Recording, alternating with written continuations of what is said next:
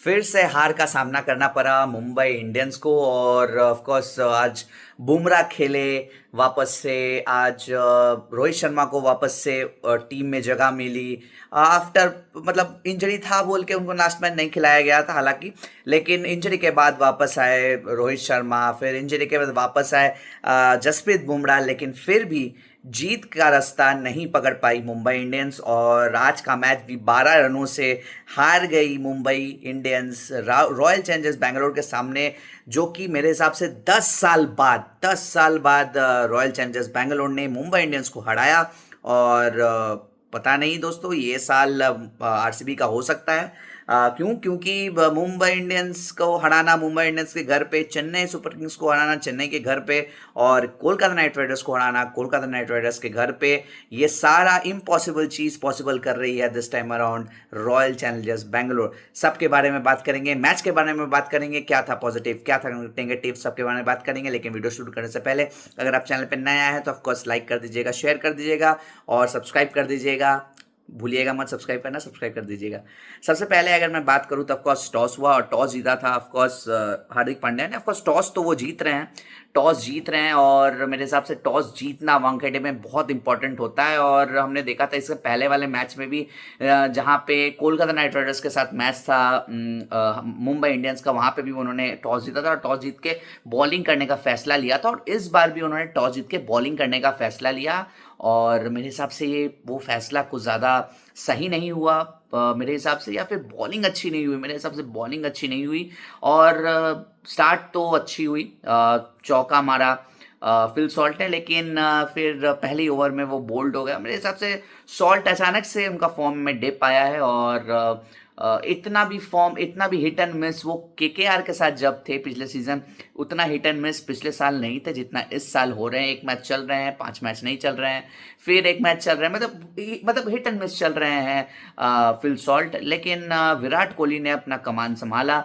एक तरफ से विराट कोहली और दूसरी तरफ से रजत पाटीदार, मतलब कार्नेज मोड में दोनों चले गए। विराट कोहली ने ऑफकोर्स अर्धशतक किया और आईपीएल के इतिहास में 57 50s उन्होंने मारे। फिर ऑफकोर्स तारीफ करनी बनती है रजत पाटीदार की भी, उन्होंने भी 50 रन की पारी खेली और 200 के स्ट्राइक रेट से खेली। That is the most important thing, क्योंकि 50 सभी करते हैं और मैटर 2020 में तभी करता है जब वो 50 अराउंड 24 गेंद पे, 18 गेंद पे, 20 गेंद पे, 25 गेंद पे आए तो that matters the most other rather than scoring 50 of 45 deliveries. और उसके बाद ऑफ कोर्स रन की गति में इजाफा हुआ। 15 ओवर में अराउंड 160 ऑड रन बन चुके थे और ऐसा एक टाइम पे लग रहा था कि यहाँ से 230 240 हो सकता है, जिस हिसाब से आरसीबी के प्लेयर्स बैटिंग कर रहे थे। रजत पाटीदार बैटिंग कर रहे थे, विराट कोहली बैटिंग कर रहे थे, लेकिन सडनली विराट कोहली का विकेट हुआ, आउट हो गए वो। फिर उनके जगह पे लिविंगस्टन को उतारा गया। लिविंगस्टन भी काफ़ी मतलब फीके नज़र आ रहे हैं दिस सीजन ऑफ आईपीएल। पहले के 2 मैच पे थोड़ा सा बल्ला चला था, लेकिन उसके बाद से उनका बल्ला भी शांत है, उनकी गेंदबाजी भी शांत नज़र आ रही है। लेकिन हाँ दोस्तों, तो फिर लिविंगस्टन भी आउट हो गए और उसके बाद उतरे जितेश शर्मा। आई मीन ये हमारे देश में ही पॉसिबल होता है ये चीज़ें दैट हम हमारे प्लेयर्स को, हमारे होम ग्रोन, हमारे देश के प्लेयर्स को हम चांस नहीं दे के हम फॉरेन प्लेयर्स को चांस देते हैं। चाहे वो आप ऑफ कोर्स हम बहुत सारे टीम्स में ऐसा देखते हैं जहाँ पे जैसे हम पंजाब किंग्स की बात कर ले, पंजाब किंग्स में जहाँ पे शशांक सिंह जैसे प्लेयर्स हैं, जैसे हमें पता है कि शशांक सिंह को अगर बॉल्स दिया जाए तो वो मैच को टर्न अराउंड करने की क्षमता रखते हैं। लेकिन पंजाब किंग्स उनके ऊपर मैक्सवेल के ऊपर ट्रस्ट किया उन्होंने और उन्होंने रन्स नहीं किया और मैच अल्टीमेटली हार गई पंजाब किंग्स। वैसे ही आज भी जैसे रॉयल चैलेंजर्स बैंगलोर लिविंगस्टन के ऊपर ट्रस्ट ज़्यादा कर रही थी और rather than trusting over Jitesh Sharma, लेकिन अल्टीमेटली जितेश शर्मा ने मतलब बहुत बढ़िया बल्लेबाजी की। 19 गेंद पे 42 रन की पारी खेली, 40 ऑड रन की पारी खेली और मतलब टीम का जो टोटल है मतलब थोड़ा सा डाउन हुआ था। मतलब मेरे हिसाब से 235 रन होना चाहिए था, 10-15 रन शॉर्ट था, बट टीम का टोटल जहाँ पहुंचा 221 पे ऑफकोर्स जा पहुंचा रॉयल चैलेंजर्स बैंगलोर का टोटल। ऑफकोर्स अच्छा आउटिंग नहीं रहा ट्रेंट बोल्ट के लिए, 4 ओवर में 57 रन उन्होंने मार खाया। आज डे टू फॉरगेट था of course for Deepak Chahar. Bumrah का कमबैक, मतलब रन्स नहीं दिया उन्होंने लेकिन विकेट भी नहीं लिया। तो ऑल मतलब सब कुछ मिलाकर ऑफ कोर्स हार्दिक पांड्या ने 2 विकेट लिया, तो Hardik Pandya is doing what he can, मतलब for the team.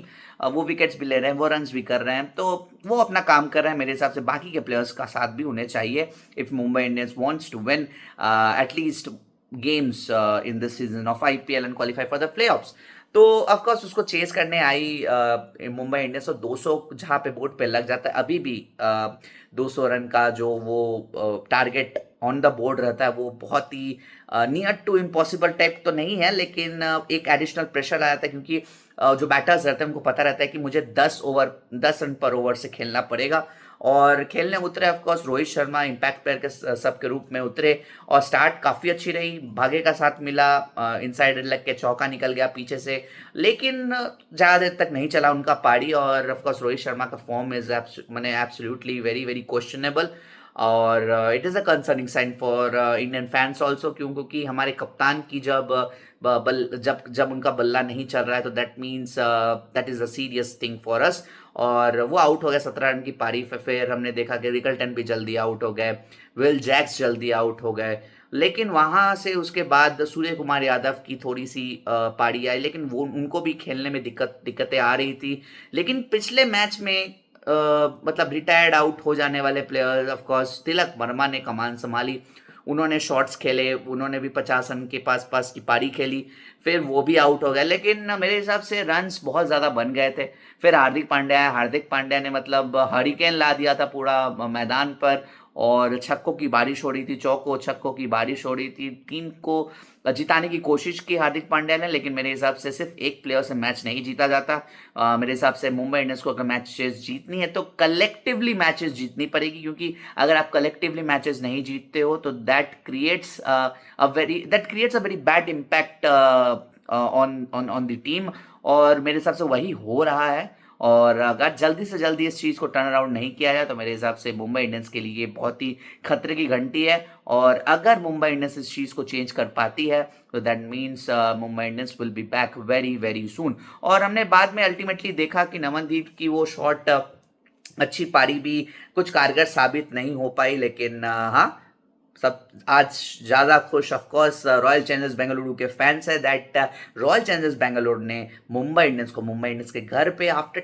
10 whole years के बाद हराकर, मतलब अपना जो जीत की जो गाड़ी है वो मतलब एकदम जीत के रथ पे सवार है of course royal Challengers Bangalore. और मेरे हिसाब से इस साल तो लग रहा है कि इस साल कप नमदे हो सकता है।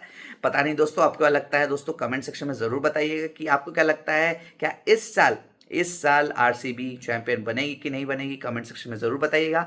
लेकिन आज का बड़ा न्यूज़ दैट आरसीबी ने मुंबई इंडियंस को हरा दिया, और हराकर वापस से टॉप हाफ में चले गए।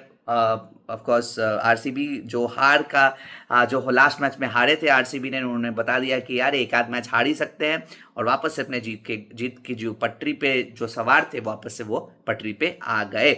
तो कल का 2 मैच है दोस्तों, कल मतलब यूनिक 2 मैचेस हम ये देखने के लिए मतलब उतना ज़्यादा यूज टू नहीं है कि मंगलवार के दिन 2 आईपीएल के मैचेस होंगे। ऑफ कोर्स हमें पता है कि 6 तारीख को केकेआर का मैच था due to the festival of Ramnavami, उसकी वजह से सिक्योरिटी कंसर्न की वजह से ज़्यादा सिक्योरिटी पर्सनल नहीं दे पाएंगे वेस्ट बंगाल गवर्नमेंट, तो इसलिए वो मैच शिफ्ट होकर 8 तारीख को हो गया। तो कल 2 मैच है, केकेआर वर्सेस एलएसजी का मैच होगा दोपहर 3:30 बजे, और of course Punjab Kings versus Chennai super Kings का मैच होगा न्यू चंडीगढ़ में। तो ये था दोस्तों, कल के बाद तो कल करेंगे, लेकिन ये था दोस्तों आज का बड़ा खबर दैट आरसीबी ने मुंबई इंडियंस को हरा दिया, और हराकर अपनी जीत की गाड़ी वापस से पटरी पे ले आए। लेकिन यहाँ से मुंबई इंडियंस के कैसा सफर रहेगा ये देखने वाली बात होगी, और जल्द से जल्द अगर मुंबई इंडियंस को क्वालिफाई करना है टू द प्लेऑफ्स तो जल्द से जल्द कोई तोड़ निकालना पड़ेगा। तो ये था दोस्तों आज का वीडियो। अगर आपको ये वीडियो पसंद आया तो ऑफकोर्स लाइक कर दीजिएगा, शेयर कर दीजिएगा, और सब्सक्राइब को बटन दिए सब्सक्राइब कर दीजिएगा,